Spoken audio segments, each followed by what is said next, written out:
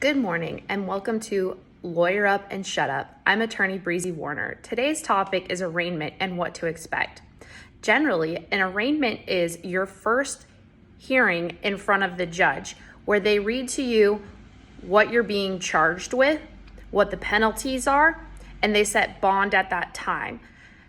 Sometimes with felony court, you'll be arraigned in municipal court, and if they find that there is probable cause, so more reason than not to believe that you have committed the crimes that you are being charged with, then you will have two arraignments because the case will be sent up to felony court, and then you will have that initial appearance again in front of the judge in felony court or common pleas here in Ohio.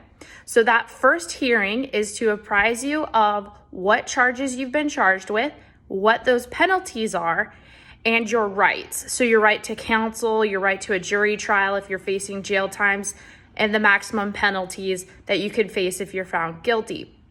Now, when you have an attorney, when we're talking about bond, what we want to know is what ties you have to the community, and we want to assure the judge that you're not a flight risk. So we're going to be asking you questions regarding, where do you work? How long have you worked there?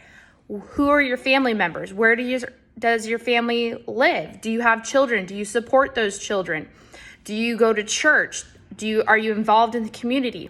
As many things that we can get out of you in regards to your ties to the community is our best bet for getting your bond set at OR. OR is your own recognizance. That means you just sign a piece of paper with the clerk that promises that you'll show up to court, and if you fail to do so, you might owe the court money, but you won't have to pay a cash bond or a surety bond where you would go through a bondsman.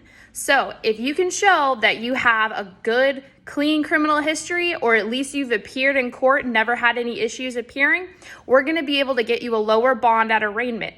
So remember, make sure you give as much ties to your community to your lawyer so that we can get you the best bond when you're at arraignment. If you have any questions or concerns, please go ahead and leave a comment below so that I can answer those for you. And of course, if you liked my video, please like and share with your friends.